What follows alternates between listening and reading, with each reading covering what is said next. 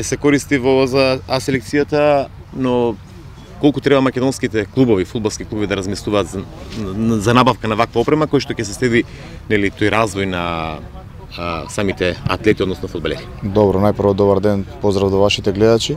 Чест ми е и задоволство што сум гостин на Академија Пандев и да ви одговорам на прашањето дека фудбалот се модернизира, значи во секој ден се напредува и вакви технологии на следење на перформансите на фудбалерите се секојдневие за модерните клубови, за оние големите европски клубови и мене и ние како нели федерација и репрезентација го користиме и ми е посебно задоволство што и Академија Пандев се вклучува во начинот на тоа модерно работење и што покажува дека од ден на ден ќе представува и еден од клучните сегменти на македонскиот фудбал.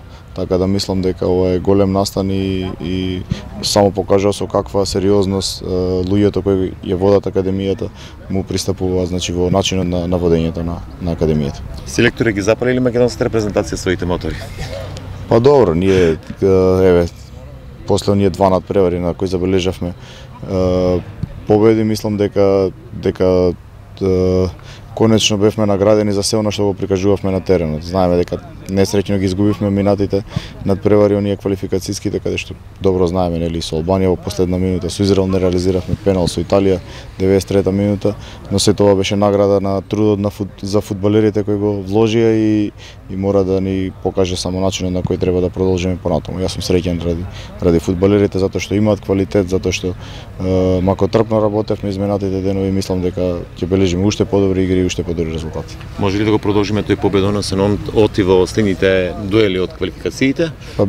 Бидете уверени дека на секој надпревар нашите фудбалери ќе го даваат максимумот. Ако они го даваат максимумот, тогаш све е можно.